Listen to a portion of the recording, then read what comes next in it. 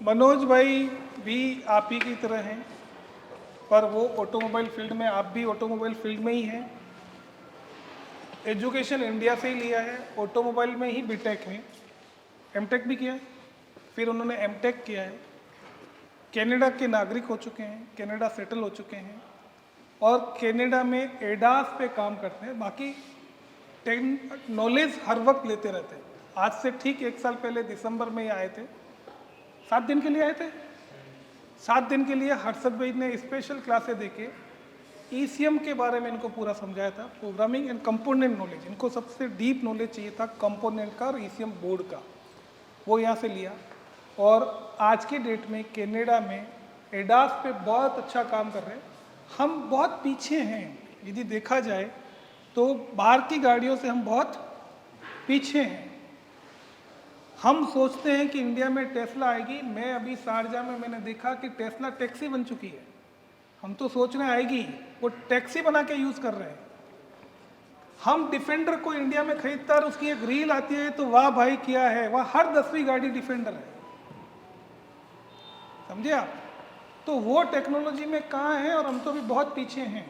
ADAS अभी सब कंपनियों ने डाल दिया, हमने एडास को समझा ही नहीं कि एडास है क्या। हम सब वर्कशॉप पे आज से 3 महीने बाद, 6 महीने बाद, ज़्यादा से ज़्यादा 1 साल बाद एडास की गाड़ियाँ रिपेयरिंग में आना चालू हो जाएगी, गाड़ियाँ आनी चालू हो जाएगी। क्या हम उसके लिए तैयार हैं? क्या फ्यूचर की चीज़ों के लिए तैयार हैं? 4 साल बाद जो टेक्नोलॉजी आने वाली है, क्या हम उनके लिए तैयार हैं? आप जो लोग ईसीएम या सीख रहे हैं, उनका एक रोल, मैं कहता हूँ आपका फर्स्ट स्टेज कंप्लीट हो गया है।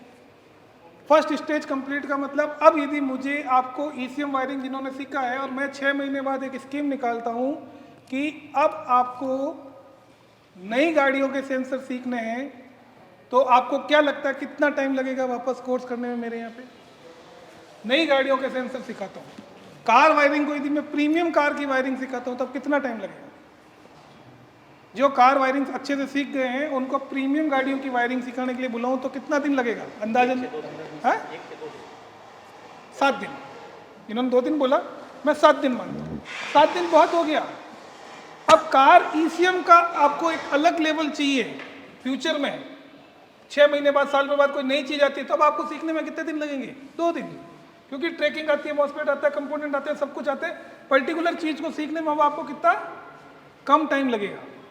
इसी तरह से फ्यूचर में हम लोग इस तरह से कोर्सेज लेके आने की प्लानिंग में है कि आपको कम टाइम में हम वो सब चीज़ें सिखा दें, 2 दिन, 3 दिन, 4 दिन पर। किसके लिए? केवल ओल्ड स्टूडेंट के लिए। और ये लाने ही पड़ेंगे क्योंकि फ्यूचर बहुत आगे जा चुका है। तो केवल अभी अपन एडास की बात करेंगे। मनोज भाई का मैंने परिचय दे दिया। आप जब गूगल पे 1 साल पुराना वीडियो देखोगे तो एक हमारा पॉडकास्ट है जिसपे हमने इनसे बात की है कि कनाडा कैसा है, क्यों है, कहाँ जा रहे हैं।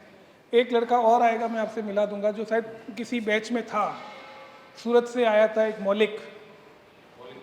मौलिक काचरिया किसी के बैच में था, इसके बैच में था। वो 1 साल पहले ईसीएम सीख के गया था हमारे यहाँ से। उसको फ्रांस में इंडियन रुपीज़ के हिसाब से 4.5 करोड़ की फंडिंग भी मिली थी, पर्टिकुलर किसी टूल को बनाने के लिए। अब वो वापस आया है, वो वायरिंग और मैकेनिकल कंसेप्ट सीखता है। वो बहुत ब्रिलियंट लड़का है। तो आपको भी फ्यूचर में नई टेक्नोलॉजी पे हर वक्त ध्यान देना पड़ेगा। पहले दिन आते हैं लगता है हम कहाँ फंस गए, पर आप जब जाओगे तब आपको फील होगा कि हम कितना सीख के जा रहे हैं। कुछ चीज़ें होती है फैक्चुअल, मतलब हकीकत, और कुछ होते हैं सपने। बैलेंस करना होता है, ठीक है। तो अभी 2 व्हीलर का फीडबैक था और मैंने उनको बोला कि जस्ट ऑटो आपको कहाँ कहाँ तक आगे सपोर्ट कर सकता है। तो मैंने कहा एजुकेशन ले लो, जस्ट ऑटो 10th कराना, ओपन एजुकेशन सिस्टम में हम बता देंगे कहाँ जाके आपको एग्ज़ाम दे के चीज़ें करनी है। तो मैंने कहा 12th की ज़रूरत नहीं है, SDC 4 लेवल करवा देंगे। फिर हमने बोला BVOC के लिए कलिंगा यूनिवर्सिटी है और MVOC के लिए हमारी गुरुकाशी से बात चल रही है और वो फाइनल बहुत जल्दी हो जाएगा जब उनके सारे कोर्स की डिटेल्स हमारे पास आ जाएगी। फिर उसके बाद मैंने कहा उनको कि उसके आगे तुम्हें जाना है तो PR कंसल्टेंसी एजेंसीज़ हैं जो आपको बाहर भेज सकती हैं। ये हो गया सपना और उसके लिए लाइजनिंग हो गई है हमारे लेवल पे, ठीक है। अब ये सपना ये है कि जिसने एजुकेशन लिया प्लस एक्सपीरियंस बता रहा है वो बाहर चला जाएगा। तो जब ये आए मैंने इनको पूछा सर को कि वहाँ चला तो जाएगा पर क्या काम कर पाएगा? तो बोला कि जो गाड़ियाँ इंडियन मार्केट में हैं, बाहर का मार्केट इंडियन मार्केट से 8 से 9 साल आगे चल रहा है, मतलब हम इतने पीछे चल रहे हैं उनसे, ठीक है, तो वो हमसे इतने आगे हैं। तो मैंने कहा ये सपना जो हम दिखा रहे हैं ये हकीकत बन सकता है, स्टूडेंट पहुंच जाएगा, पर वो क्या काम कर पाएगा वहाँ पर, तो वहाँ पे एक क्वेश्चन मार्क है। क्यों? क्योंकि हम पीछे हैं, वहाँ पे एडवांस गाड़ियाँ हैं। तो इसीलिए एडवांस कोर्स करना, उसके लिए भी हम सजेशन देंगे, कुछ बाहर के लोगों को भी जोड़ेंगे, हमारे मॉड्यूल्स को हम और डिटेल में लेके आएंगे ताकि कुछ एडवांस व्हीकल पे अपना काम हो सके। ये अच्छी बात है कि इंडियन मार्केट में जो गाड़ियाँ अवेलेबल है उसके लिए जस्ट टू ट्रेनिंग प्रोवाइड कराता है। बहुत जल्दी हमारे ट्रेनिंग शेड्यूल और ट्रेनिंग मॉड्यूल्स में इतने करेक्शंस होंगे कि बाहर की भी जो गाड़ियाँ रिपेयर होती हैं, बाहर जिस तरह के अदर कंट्रीज़ में टेक्निकल प्रॉब्लम्स आते हैं, उसके लिए भी जस्ट टू ट्रेनिंग आपको प्रोवाइड करवाएगा। तो उसके लिए हम कुछ बाहर जो रह रहे हैं उन लोगों से फीडबैक ले रहे हैं और इस तरह की एडवांस ट्रेनिंग प्रोवाइड करवाएंगे। अब यहाँ क्योंकि बहुत ही एडवांस सब्जेक्ट पे बात हो रही है, वो है एडास, तो आप इनसे सीखें एडास क्या है, इस सेशन को समझें और ऑटोमोटिव मार्केट में कंटिन्यू बने रहने के लिए और कंटिन्यू अच्छा पैसा कमाने के लिए अपस्किल होने की ज़रूरत होती है। आज आपका कोर्स हो सकता है महीने बाद बाहर, 2 महीने बाद कोई कंटिन्यू 4 कोर्स कर रहा है, थोड़ा और टाइम लग सकता है, पर उसके बाद भी आपको अपस्किल होने की रिक्वायरमेंट रहेगी। और हम just auto as a company खुद को इतना अपग्रेड करने की कोशिश करते रहेंगे कि आने वाले टाइम में यहाँ का स्टूडेंट बाहर भी जाता है तो वो काम करने लायक बने, है ना। तो ये जो स्किल गैप है वो हम क्लियर करेंगे, not with in the country but outside country also, ठीक है। तो आज आप इस सेशन को एंजॉय करें, आई होप आपको बहुत कुछ सीखने को मिलेगा। Thank you. ये पूरे सेशन में मैं थोड़ा अपना डिटेल दूंगा, थोड़ी मैं अपनी लाइफ जर्नी, मेरी करियर जर्नी में आपको बताऊंगा, थोड़ा एडास के बारे में थोड़ा बताऊंगा, थोड़ा प्रोग्रामिंग के बारे में बताऊंगा और थोड़ा ये जो अपना इंडस्ट्री है वो फ्यूचर में किस डायरेक्शन में जाएगा उसके बारे में मेरे को जितना मालूम है, मैंने जितने लोगों से जो सीखा है उसके बारे में मैं आपको थोड़ा गाइड करूँगा। मेरा नाम मनोज पटेल है। मैंने 2013 से 2017 तक बी मैकेनिकल इंजीनियरिंग किया यहाँ गुजरात से, और 17 से 19 मैंने कनाडा में मैन्युफैक्चरिंग ऑटोमेशन में डिप्लोमा किया। फिर मैंने 1 साल CNC में काम किया, फिर मैंने 1 साल असेंबली प्लांट में काम किया, मशीन असेंबलिंग करते थे हम, प्लास्टिक एक्सट्रूजन मशीन। वहाँ पे एक ऐसा हादसा हुआ कि उसने मेरा पूरा लाइफ चेंज कर दिया। मैं वहाँ पे काम कर रहा था, इवन थू मेरे पास सेफ्टी शूज़ थे पैर में, मेरे पैर पे 1 टन का बैरल गिरा था और उसके बाद मैं 7 महीने के लिए बेड रेस्ट घर पे हो गया, फ्रैक्चर एंड एवरीथिंग। और उस ड्यूरेशन में मैंने सीखा कि अगर मैं ऐसा कुछ हो रहा है मेरी लाइफ में तो अपने को स्टेबल कैसे रखना है, ऐसा क्या करें कि लाइफ में प्रोग्रेस करें हम। फिर उसके बाद मैंने 1 साल मैकेनिक शॉप पे काम किया। वहाँ पे मैंने इलेक्ट्रिकल का काम सीखा, मैकेनिक का काम सीखा। वहाँ पे ट्रक रिपेयर और मैकेनिक कार रिपेयर में सीखा। वहाँ पे मैंने इंजन, ट्रांसमिशन, ABS और ऑल व्हील ड्राइव सिस्टम, वहाँ पे वो सब सीखा। और 1-2 साल काम करने के बाद मैंने खुद का अपना बिजनेस चालू किया। जब मैंने बिजनेस चालू किया तब मेरे पास कुछ पैसे नहीं थे, कुछ टूल नहीं था, तो मेरे दोस्त थे तो उन्होंने मेरे को थोड़ा सपोर्ट किया, थोड़े पैसे का सपोर्ट किया, थोड़ा मोरल सपोर्ट किया। देन मैंने एक टूल बसाया।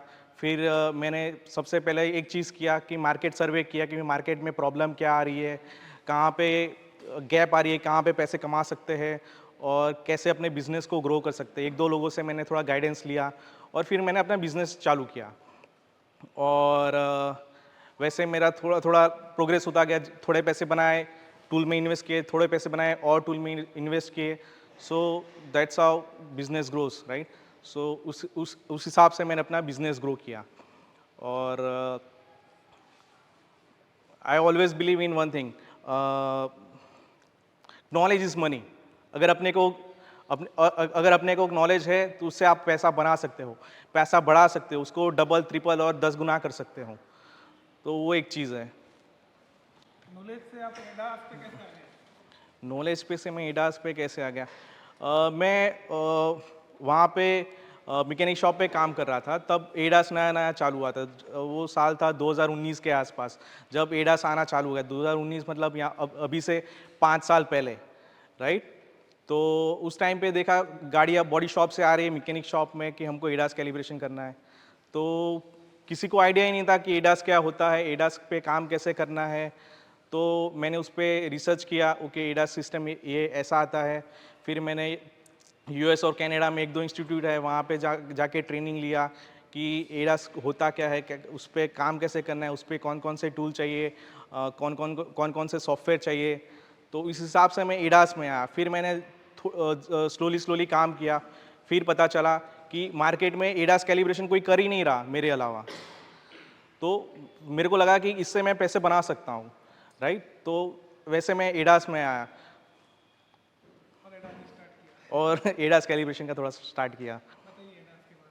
तो बेसिकली एडास का फुल फॉर्म होता है advance driving assistance system. ADAS करता क्या है कि अपने को एक नेक्स्ट लेवल का सेफ्टी कंफर्ट देता है। फॉर एन एग्जांपल, अगर अपनी गाड़ी में एडास सिस्टम है, हम फॉग वाले एरिया में कभी जा रहे हैं और पता नहीं आगे बहुत सारी गाड़ियां हैं और फॉग की वजह से आगे दिख नहीं रहा, अगर हमने एडास एक्टिवेट करके रखा है तो वो दूर से ही 500-600 मीटर की आगे की गाड़ियां देख लेता है। वो दूर से ही ब्रेक मार देगा कि आगे कुछ प्रॉब्लम है, तो वो ब्रेक मार दिया।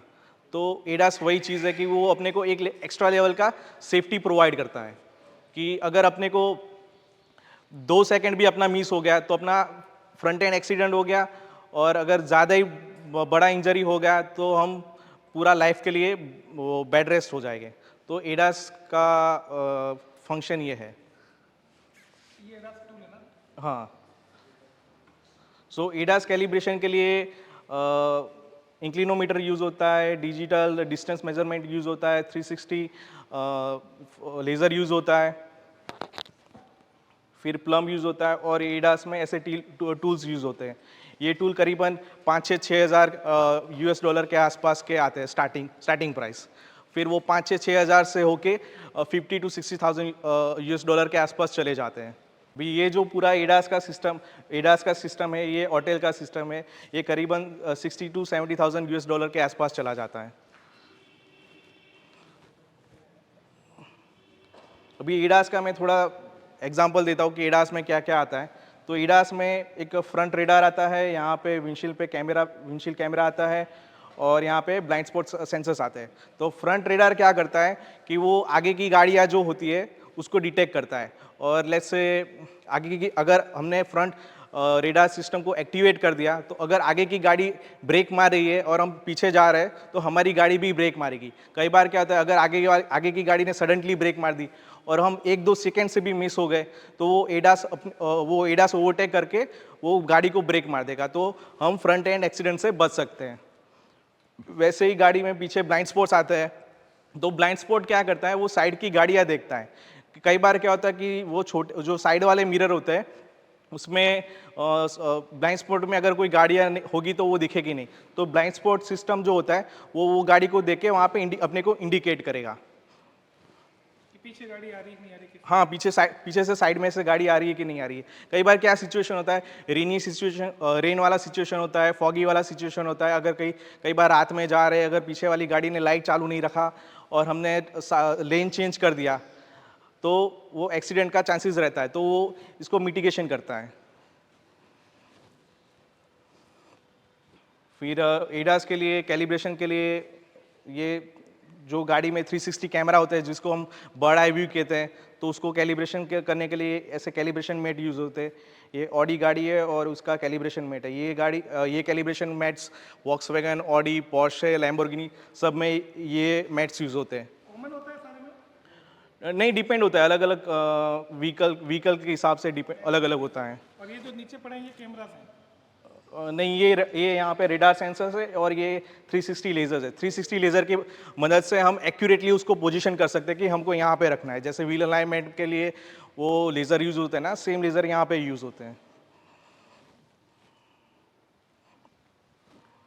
और फिर ये ऐसे डॉपलर सिमुलेटर्स आते हैं, वो हाई एंड गाड़ी में यूज़ होते हैं ब्लाइंड स्पॉट्स को कैलिब्रेशन करने के लिए मोस्टली। और यहाँ पे है डिजिटल इंक्लिनोमीटर, वो अपने को दिखाता है कि वो रेडार सेंसर कितना एंगल पे टिल्टेड होता है। मोस्टली एडास जो सेंसर्स होते हैं वो पर्टिकुलर डिग्री पे माउंटेड होते हैं कि ऐसे 90 डिग्री पे माउंटेड होते हैं। अगर वो ज़्यादा नीचे की साइड पे माउंट है तो वो आगे की गाड़ी नहीं देखेगा, वो नीचे की गाड़ी देखेगा। अगर वो ज़्यादा ऊपर की साइड पे माउंटेड होते हैं तो वो आगे की गाड़ी नहीं देखता, वो ऊपर देखता है। तो एडास कैलिब्रेशन में बेसिकली क्या होता है, जब भी गाड़ी एक्सीडेंट होती है तो वो सेंसर अपनी पोजीशन से हिल जाते हैं। तो जब भी वो रिपेयर के लिए आते हैं तो हम क्या करते हैं, उसको उसकी प्रॉपर पोजीशन पे सेट करते हैं और फिर जो आगे की ये जो टूल दिखाए थे उसकी वजह से उसको कैलिब्रेशन करते हैं।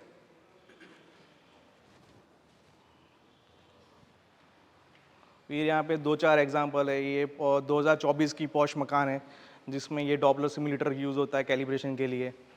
फिर ये 2023 की होंडा सिविक थी, तो जो उसका विंडशील्ड कैमरा था उसको कैलिब्रेशन के लिए यूज़ होता है ये। और एडास सिस्टम में क्या आता है, विंडशील्ड कैमरा लगा होता है। वो जो रोड पे ट्रैफिक सिग्नल्स होते हैं वो उसको मॉनिटर करता रहता है। जैसे यहाँ पे ट्रैफिक सिग्नल आया था कि ये रोड पे 50 की स्पीड है, तो अपनी गाड़ी 50 की स्पीड पे जाने देगा। अभी नए हाईवेज आ रहे हैं, वहाँ पे 120 की स्पीड लिमिट्स है और हम 130 पे जाएंगे तो क्या होगा, डायरेक्ट चलान आएगा और एक्सीडेंट के चांसेस भी ज़्यादा रहते हैं। तो अगर वहाँ पे अगर ये सिस्टम होगा तो अगर वो बोलेगा ये हाईवे 80 का है तो हमारी गाड़ी ऑटोमेटिकली 80 की स्पीड में से जाएगी और ब्रेक मारेगी। तो वैसे ये जैसे फॉरवर्ड कोलिजन वार्निंग सिस्टम आता है, तो वैसे ही जैसे डैशबोर्ड में अपने को राइट अवे इंडिकेट देगा कि आप ज़्यादा ही उसके पास जा रहे हो, आगे वाली गाड़ी स्लो जा रही है तो आप स्लो जाओ। फिर ये लेन डिपार्चर वार्निंग सिस्टम आता है। तो वैसे जैसे मैंने बोला वैसे विंडशील्ड पे कैमरा आता है, तो जैसे हम लेन के बाहर चले गए तो वो राइट अवे हमको इंडिकेट कर देगा। ये चीज़ कब काम आती है, लेट्स से रात का टाइम है, हमको नींद आ रही है, हमको पता नहीं चल रहा कि हम जाग रहे हैं या सो रहे हैं और गाड़ी चला रहे हैं, और हम सोते सोते लेन के बाहर चले गए या एकदम साइड पे चले गए, अगर वहाँ पे लेन मार्क प्रॉपरली की है तो वो राइट अवे हमको इंडिकेट कर देगा, तो वो एक्सीडेंट से हम बच सकते हैं। तो जैसे मैंने बोला कि अगर पीछे से कोई गाड़ी आ रही है तो अगर ब्लाइंड स्पॉट सिस्टम होगा अपनी गाड़ी में, एडास वाली गाड़ी में, तो वो राइट अवे अपने को साइड मिरर में इंडिकेट कर देगा, वहाँ पे लाइट हो जाएगी। और कई बार कई कार में वहाँ पे बीप भी होता है कि साइड में से गाड़ी आ रही है, अगर अपने को वो नहीं दिख रही है तो वो राइट अवे अपने को वो इंडिकेट कर देगा। तो उस हिसाब से वो रियर कोलिजन होता है वो नहीं होगा।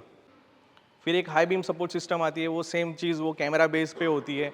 जैसे वो डिटेक्ट करेगी कि नाइट का टाइम हो गया है, आगे गाड़ी कोई नहीं है, तो वो ऑटोमेटिकली हाई बीम ऑन कर दी। अगर कोई आगे गाड़ी आ रही है, उसकी लाइट चालू है, तो वो राइट अवे वो लो बीम चालू कर देगी, तो आगे वाले ड्राइवर को भी वो चेतावनी मिल जाए। सो बेसिकली यही होता है। एडास कैलिब्रेशन मोस्टली कब यूज़ होता है, कहाँ पे यूज़ होता है, तो एडास कैलिब्रेशन मोस्टली तब यूज़ होता है, let's say for an example मैंने 2025 की ब्रांड न्यू गाड़ी निकाली, मैं तीन महीने अभी रोड पे उसको चला रहा हूँ, कल को उठ के उस गाड़ी का एक्सीडेंट हो गया, कोई मेरे को पीछे से ठोक के गया फिर या आगे से ठोक के गया, तो क्या होगा कि बॉडी शॉप वाला बंदा उसको रिपेयर तो कर देगा, फिर जो उसके जो रडार होते हैं वहाँ वो आगे उसको लगा देगा, पर अगर वो प्रॉपर उसकी पोजीशन पे नहीं होगा तो वो ठीक से काम नहीं करेगा। फॉर एन एग्जांपल उसका पोजीशन होना चाहिए ऐसा, पर उसका पोजीशन है अभी राइट नाउ ऐसा, तो वो आगे की गाड़ी नहीं देखेगा, वो साइड की गाड़ी देखेगा। सेम वे अगर ये साइड पे होगा तो ये साइड की गाड़ी देखेगा, आगे की गाड़ी नहीं देखेगा, तो वो एक्सीडेंट हज़ार्ड बन जाता है अपने लिए। सेम चीज़ वो कई बार नीचे की साइड पे पॉइंट करता है, कई बार ऊपर की साइड पे पॉइंट करता है। तो कैलिब्रेशन से हम यूजुअली क्या करते हैं, उसको अपनी ओरिजिनल पोजीशन पे लाते हैं। फॉर एन एग्जांपल ये ब्लाइंड स्पॉट मॉड्यूल है, तो वो पर्टिकुलर डिग्री पे माउंट होता है। तो हमारे पास मेजरिंग टूल है, प्रोटेक्टर है, तो उसको पहले उसको मेज़रमेंट करते हैं कि अभी 50 डिग्री पे है और उसको होना चाहिए 40 डिग्री पे, तो हम उसको बैंड करके 40 डिग्री पे लाके उसको कैलिब्रेशन करवाते हैं। Same like a wheel alignment. नया कैमरा है, इसको तुम पहले कैलिब्रेट करो, फिर ही हम आगे उसको काम करने देंगे। तो फिर उसमें क्या होता है, कैलिब्रेशन मैट होती है, उसको पर्टिकुलर पोजीशन पे उसको रखना होता है और कार की सेंटर लाइन से उसको पोजीशन करवाना रहता है, फिर अपने पास कैन टूल से उसको हम कैलिब्रेट करवाते हैं। सेम चीज़ यहाँ पे रिफ्लेक्टर कोन आते हैं टोयोटा लेक्सस की गाड़ी में, तो हम उसको प्रॉपर डिस्टेंस पे उसको रखते हैं, प्रॉपर हाइट पे उसको रखते हैं और सॉफ्टवेयर और स्कैनर की मदद से उसको हम कैलिब्रेट करवाते हैं। ये हमारा ब्लाइंड स्पॉट कैलिब्रेशन के लिए ये टूल यूज़ होता है। फिर अगर हमको देखना है वो कितने एंगल पे माउंट होता है, तो उसके लिए ये टूल यूज़ होता है। और फिर मैंने जैसे बोला कि कार में आगे विंडशील्ड कैमरा था जो लेन देखता है और ट्रैफिक उसको देखता है कि ट्रैफिक साइन में कौन कौन सा है, तो उसके लिए ऐसे टूल्स यूज़ होते हैं जो कार के आगे पर्टिकुलर डिस्टेंस पे और पर्टिकुलर हाइट पे रख के उसको सॉफ्टवेयर या स्कैनर से उसको कैलिब्रेट करवाते हैं। 19 में मैं वर्कशॉप पे काम कर रहा था, तब मैं देख रहा था वो गाड़ियाँ आ रही थी, एक गाड़ी दो गाड़ी, महीने में एक दो गाड़ी आ रही थी। अभी क्या है, वो एक दो गाड़ी दिन में आ रही है, पर डे की आ रही है 5 साल के बाद रैपिडली। और अभी क्या है, एडा सिस्टम में मेरे पास जितने भी मेरे एरिया में कंपटीशन है, लेट्स से मेरे एरिया में 6 लोग हो गए कंपटीशन में, वो सबके पास मेरे कार्ड है। वो सब जब भी अटकते हैं रुकते हैं तब मेरे को कॉल करते हैं, फिर मैं वहाँ पे जाके उनकी गाड़ियाँ रिपेयर करता हूँ उनके ही सिस्टम यूज़ करके। हाँ एग्जैक्टली मतलब बहुत अच्छा रहा। मैं ट्रेनिंग में बिलीव करता हूँ, जितना नॉलेज मिलेगा उतना हमको पैसा मिलेगा, मैं उस चीज़ में बिलीव करता हूँ। तब जब मैंने चालू किया था तब मेरे को ये भी नहीं मालूम था कि मल्टीमीटर कैसे यूज़ करते हैं, अपना जो हैंड टूल्स होते हैं वो कैसे यूज़ करते हैं, ज़ीरो नॉलेज था। फिर मैंने स्लोली यूट्यूब से सीखा, यहाँ वहाँ से सीखा, फिर फिर मैंने एडा सीख लिया था, फिर मैंने प्रोग्रामिंग सीख लिया था। फिर एक चीज़ मेरे को कमी लगी यूएसए में और कनाडा में कि वहाँ पे हार्डवेयर लेवल पे कोई नहीं सिखाता। तो लास्ट ईयर में जब यहाँ पे आया तो मैंने 2-3 इंस्टीट्यूट को रिसर्च किया, फिर मेरे को जस्ट ऑटो के बारे में मालूम पड़ा, फिर मेरे को मालूम पड़ा ये तो पास में ही है। तो फिर मैंने यहाँ पे आया, मैं नवीन सर से मिला, तो उन्होंने बोला कोई नहीं आ जाओ हम करवा देंगे। फिर फैकल्टीज़ है यहाँ पे, खलील सर है, अरशद सर है, जगदीश सर है, सबसे मिला। और जो 3 महीने का कोर्स है उन लोगों ने वो कोर्स मेरे को 1 हफ्ते में ही करवा दिया था। 1 हफ्ते में मैंने ECM सीख लिया था, की प्रोग्रामिंग सीख लिया था, ऑफलाइन ट्रेसिंग, ऑनलाइन ट्रेसिंग सीख लिया था, बेसिक कंपोनेंट कैसे काम करते हैं, डायोड्स और कैपेसिटर वो सीख लिया था।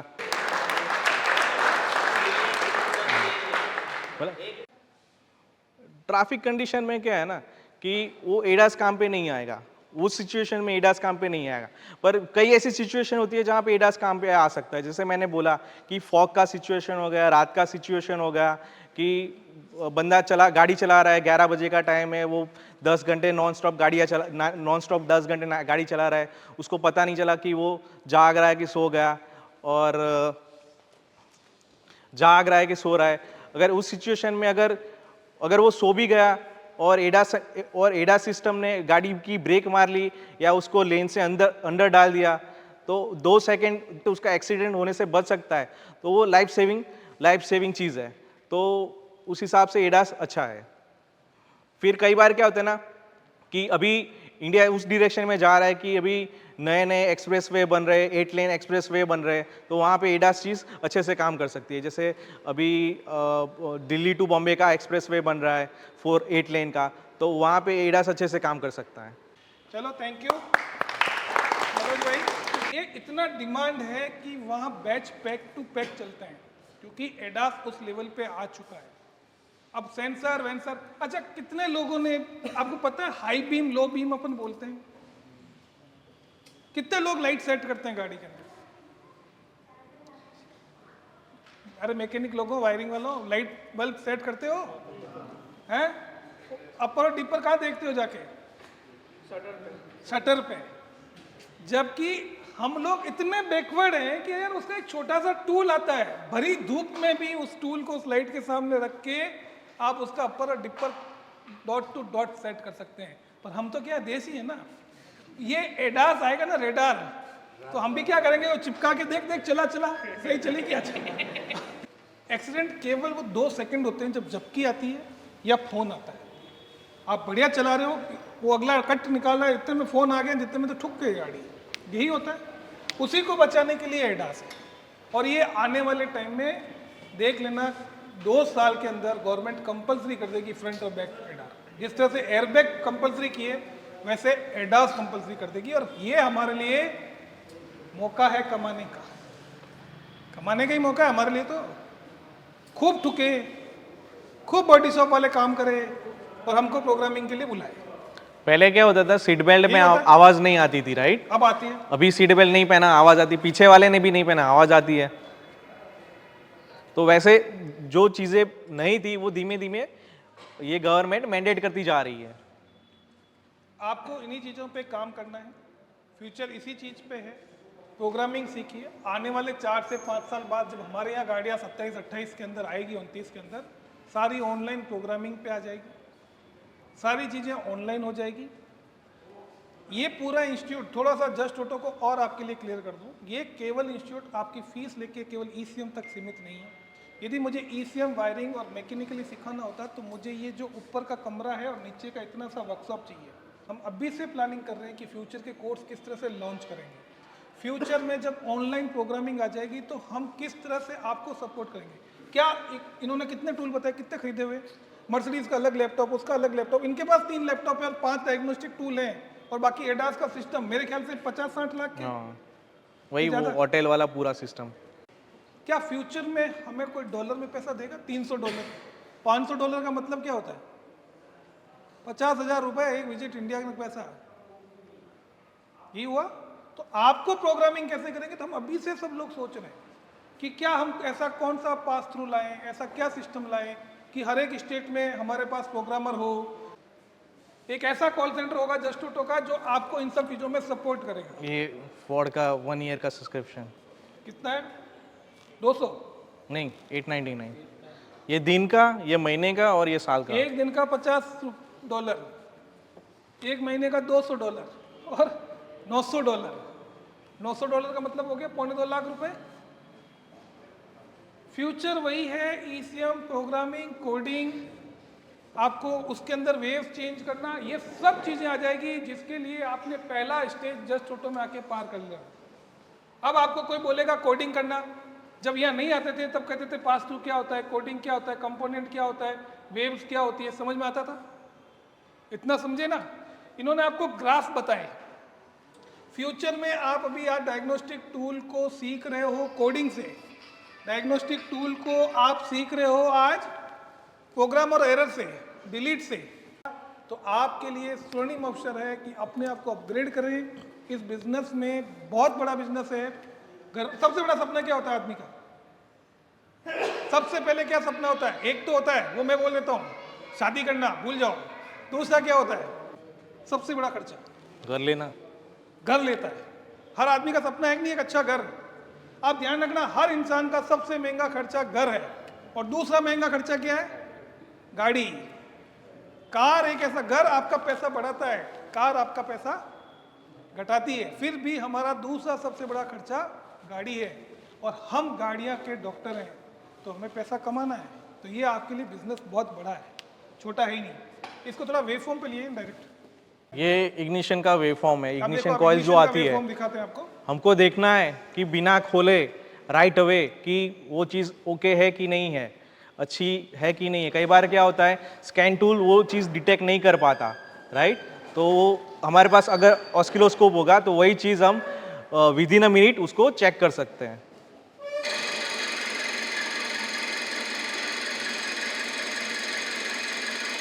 अब देखिए ये वेवफॉर्म बन रही है ना, आवाज को बन रही है। ये जो है ना, ये वेवफॉर्म बन रही है आपकी इंजेक्टर की, ठीक है? इसके नीचे देखो एक और बन रही है, मतलब ये सही है, प्रॉपर जा रही है। अब देखो दोनों वेवफॉर्म, ये बंद पड़ी है और ये एकदम साइलेंट है ना, मतलब खराब है। तीसरे में देखो वैसे ही जा रही है, इसका मतलब सही है। ऐसे BS6 के अंदर एकदम धोखे। फ्यूचर के इंजन छोटे हो रहे हैं। पुराने इंजन और नए इंजन में यही फर्क है, छोटे होते जा रहे हैं। जितना सामान, मोबाइल पहले बड़ा आता था, लैपटॉप बड़े आते थे, टीवी बड़े आते थे। पुराने जमाने के टीवी को तो सब ठीक कर देते थे। आज के ज़माने के टीवी को खोलना और उसकी चिप को निकालने में डर लगता है। BS3 BS4 के ट्रकों के सारे ECM खोल देते हो 6 के। क्या BS6 ट्रक सीखने वालों को अरशद भाई अलग से सिखा देना कि BS6 का ट्रक का ECM कैसे खोलते हैं? ट्रक वालों को बताया ना खोलने के तरीके क्या है, क्योंकि वो टफ है। वैसे ही आपको फ्यूचर के इंजन खोलना टफ होगा कि टाइमिंग चेक करनी है, खोल के देख लेना क्या है। नहीं नहीं भाई, ऐसा आसानी से खोलने की जगह तुम ऑसिलोस्कोप लगाओ। आप नए इंजनों को मर्जी आए जब खोल के बंद नहीं कर सकते हो। तो ये फ्यूचर के टूल हैं। ये टूल आपको बहुत जल्दी जस्ट टू टो में सब मिलेंगे। हम मार्च अप्रैल तक ये सारे जितने आज हम आपको टूल दिखा रहे हैं, चाहे एडास हो चाहे ये हो, हम सारे टूल आने वाले टाइम में इंक्लूड कर रहे हैं हमारे कोर्सों में, और पुराने लोगों को ऑफर करेंगे। एक दिन मैकेनिकल वाला बंदा है, मैकेनिकल सीख के गया, ये समझना है मेरे यहाँ पे सिर्फ 3 दिन के लिए आना है, या 2 दिन का कोर्स बनाएंगे, 2 दिन के लिए आना है, पे करना है और ये सब चीज़ सीख के जाना है। हाँ। और दूसरा क्या है ना, हम काम कर रहे हैं, 4 घंटे का काम हम 15 मिनट में कर रहे हैं, तो पैसे हमारे ही बन रहे हैं, राइट? सही बात है। आपको टाइम इज मनी, और जितना दिमाग चलाएंगे आप, जितना चीज़ें समझेंगे, वो आपके लिए बेनिफिट है। ये सेशन हमने आपके लिए इसीलिए किया कि हम आपको फ्यूचर में क्या देने वाले हैं। एडास जितने लोग जानते थे, मेरे ख्याल से मैं भी जितना नहीं जानता था कि बैक क्या होता है, गाड़ी बैक होने पे कितने सेंसर काम करते हैं, आगे क्या करते हैं, इन्होंने पूछ लिया ट्रैफिक में काम नहीं आएगी, रात को चल रहे हैं, हमारा स्टीयरिंग बार बार मुड़ रहा है तो पीप करके आपको सीधा कराएगी नींद में, है ना, ज़्यादा होगी तो साइड में रुक जाएगी। ये अच्छे कंसेप्ट हैं। इतने कंसेप्ट पहले किसी को पता थे? कम से कम हमने इतने तो सीखे। तो इसके लिए पुनः मनोज भाई को हम धन्यवाद देते हैं कि आप आए और हमें ये चीज़ बताई, और हम हमारे पे अपने आप पे प्राउड करते हैं कि हमने मनोज भाई जैसे लोगों को भी सिखाया है। मतलब हम काम अच्छा कर रहे हैं। हम इनसे पूछते रहते हैं कि हम सही जा रहे हैं, क्या हम टेक्नोलॉजी में सही जा रहे हैं। तो जो हम लोग यहाँ मेहनत कर रहे हैं, फ्यूचर की मेहनत कर रहे हैं। आज भी बोलता हूँ, हम एक फ्रेंचाइजी वर्ड बोलते हैं, लोग मुंह सुक्कोड़ लेते हैं कि कहाँ फ्रेंचाइजी लेंगे, चले इनको 1.5 लाख देके क्या करेंगे, 1.5 लाख में तुम्हारे 2 टूल आ जाएंगे और हम हमारा धंधा स्टार्ट कर लेंगे। पर आज वो नहीं समझते कि आज 1.5 लाख है, आप लिख के जाइए और मेरे से साइन करवा के जाइए, 2 साल बाद जस्ट ऑटो की फ्रेंचाइजी 5 लाख में भी नहीं दूंगा। जब नया नया होता है ना तो लोग हमें लेते नहीं हैं, और जब पुराने होते हैं ना तब हम भाव खाते हैं। अभी हमारा समय है, ले लो ले लो ले लो। क्यों ले लो? कितने लोग हैं जो कितनी गाड़ियों के पार्ट्स रख लेंगे? कितने लोग अपनी दुकान में कितनी गाड़ियों के ईसीएम रख लेंगे? कितने लोग अपनी घरों में और अपनी शॉप में कितने तरह के स्कैनर रख लेंगे?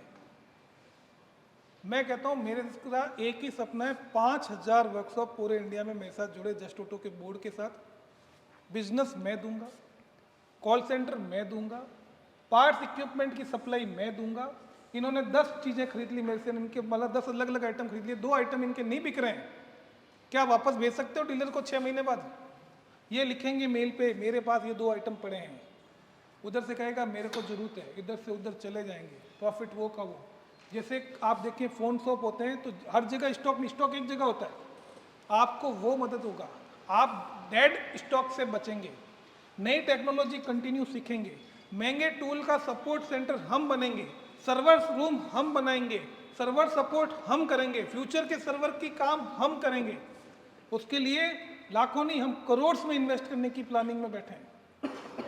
ये सब चीज़ें 2 लाख 5 लाख 8 लाख से नहीं होगी। हमारा बजट करोड़ में है कि हमारा सर्वर रूम कैसा होना चाहिए, हमारे एक्सपर्ट लोग कैसे होने चाहिए, किस तरह से फ़ोन पे सपोर्ट करने चाहिए, किस तरह के पास थ्रू टूल हमारे पास होने चाहिए। ये इंडिया की शुरुआत है। जो मैं वहाँ सेमिनार में देख के आया हूँ उनके हिसाब से तो जस्ट ऑटो बहुत आगे चल रहा है, बहुत आगे, सोशल मीडिया में आगे, प्लानिंग में आगे। हमारा जो वर्कशॉप का सॉफ्टवेयर बना है, जॉब कार्ड काटने से लेके मैनेजमेंट सिस्टम का सॉफ्टवेयर, हमने बहुत अच्छा सॉफ्टवेयर बनाया है। हमने ट्रैकिंग सिस्टम बहुत अच्छा बनाया है, आपके पास नहीं है, हमारे फ्रेंचाइजीज को हम धीरे धीरे दे रहे हैं, पर वो चीज़ों में हम बहुत आगे हैं। तो इसलिए कह रहा हूँ, फ्यूचर में यदि आप सोचते हो, 2 महीने आप रहे हो, मुझे देखा है, जगदीश भाई को देखा है, स्टाफ को देखा है, मैनेजमेंट टीम में मेगा मैडम को देखा है, राकेश सर को देखा है, तो सब लोग कहाँ लगे रहते हैं? फ्यूचर में लगे हैं कि फ्यूचर में हम इस बिजनेस को कैसे, इस कंपनी को 1000 करोड़ की कंपनी बनाएंगे। जब आप जैसे 5000 लोगों को रोज की 10 गाड़ी देने की हमारी औकात होगी। 10 बाई 15 की जुड़ने के बाद कितनी दुकान हुई? आज कितनी है?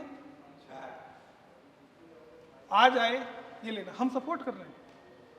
आप सीखिए, हम सिखाएंगे, हम आपको टूल दिलाएंगे। आप किसी भी फ्रेंचाइजी के पास चले जाइए, मेरा हर सेंटर मोटा पैसा कमा रहा है। आपके 10 लोग आए थे उस दिन, आप कभी प्रोग्राम में आप आए थे? हमने इनको प्रोग्राम करते रहते हैं फ्रेंचाइजी का। सब लोग कैसा पैसा कमा रहे हैं। 20-20 साल बाद जिन्होंने 1 लाख पे आए थे, 20 साल मेहनत करके वर्कशॉप चला के 1 लाख की इनकम पे आए थे, टू व्हीलर वाले, हमसे जुड़ के 1 साल में 1 लाख का 2 लाख कर दिया। ये मैं फेक नहीं रहा हूँ, आप मेरे वर्कशॉप से मिलिए, एक तो आपके सामने बैठे हैं। यदि 2 साल में आदमी कार की चाबी, टूल और पूरा सेटअप लगाने की क्षमता रखता है टू व्हीलर वाला, तो आप सोचिए कि हम लोग कुछ चीज़ें तो करते हैं।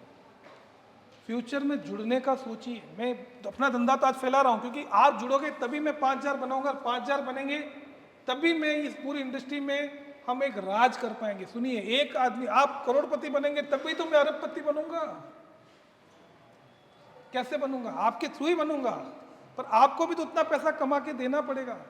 यदि मैंने आपसे फ्रेंचाइजी ले रहा हूँ, मैंने इनको कमिटमेंट पूरा नहीं किया एक लेवल पे, तो मैंने सेकंड किस्त इनसे नहीं मांगी, तो अगले साल का पैसा मांगा मैंने आपसे? क्यों नहीं मांगा? फिर भी सपोर्ट क्यों कर रहा हूँ? क्योंकि कई हमारी कमियां हैं, पर ये हमें सपोर्ट कर रहे हैं, दूसरी चीज़ों का सहयोग दे रहे हैं, तो हम इनको हेल्प कर रहे हैं। फ्यूचर में हम धीरे धीरे इनसे बहुत सीखें कि हमें किस तरह का सपोर्ट सिस्टम बनाना है। जब कुछ नहीं आता है तो बेचना पड़ता है, और जब मार्केट में ठोकर लगती है तभी सीखते हैं। हम अभी इनसे ठोकरें खा रहे हैं, सीख रहे हैं, फ्रेंचाइजी से ठोकरें खा रहे हैं, सीख रहे हैं, और हमारे अंदर करेक्शन करते जा रहे हैं। और करेक्शन अब उस लेवल पे करते गए हैं कि हम अब आज की डेट में बेस्ट टू बेस्ट बनते जा रहे हैं। इसलिए यदि आपको जुड़ना है, इस तरह से डिग्री कंपलसरी है। पिज़्ज़ा कहाँ खाते हो? रामू पिज़्ज़ा वाला, मोहन पिज़्ज़ा वाला, पिज़्ज़ा हट, डोमिनोज। क्यों? क्या डोमिनोज का यहाँ पिज़्ज़ा वाला है वो उसका खुद का है? वो फ्रेंचाइजी है। क्या है? उस मालिक को जानते हो आप? एक डोमिनोज फ्रेंचाइजी कितने में मिलती है? किसी को अंदाज है? डोमिनोज कितने मिलती है? कितना पैसा चाहिए डोमिनोज के लिए? हाँ? डोमिनो, मैं आपको 1 करोड़ देता हूं यदि मुझे डोमिनोज दिलाते हो तो। नहीं, डोमिनोज का जो पिज्जा हट पूरा बनता है बड़ा वाला, नहीं, उसको फी जितने देती है वो सब तो अलग का खर्चा रहेगा। 14 लाख तो अलग। पूरा सेटअप आपको खुद की दुकान लेनी पड़ती है, मिनिमम 5 से 8 करोड़ का इन्वेस्टमेंट है। और वहां डोमिनोज लिखा है, उस सेट का नाम नहीं लिखा होता है। फिर भी हम कहते हैं जस्ट ऑटो के साथ आपका नाम लिखो। आप फ्रेंचाइजी को सोचो, पैसा कमाना सोचो। नाम तो हमने बनाया है। क्यों बनाया है? कि भाई एक नाम दुनिया के सामने दिखे। मैंने नवीन शर्मा थोड़ी लिखा, नवीन शर्मा, नवीन शर्मा, नवीन शर्मा, ऐसा नहीं है। फ्रेंचाइजी कंसेप्ट आने वाले टाइम में आपका ट्रेनिंग, आपका टूल, आपकी सर्विस और आपकी लेटेस्ट चीज़ें, आपको सर्विस, गाड़ियाँ सब देगा। एक नेटवर्क में रहेंगे तो आपका डेड स्टॉक नहीं होने देगा, आपको माल टू माल सप्लाई करेगा, बेस्ट रेट सप्लाई करेगा। तभी कहता हूँ फ्यूचर में प्लान करना।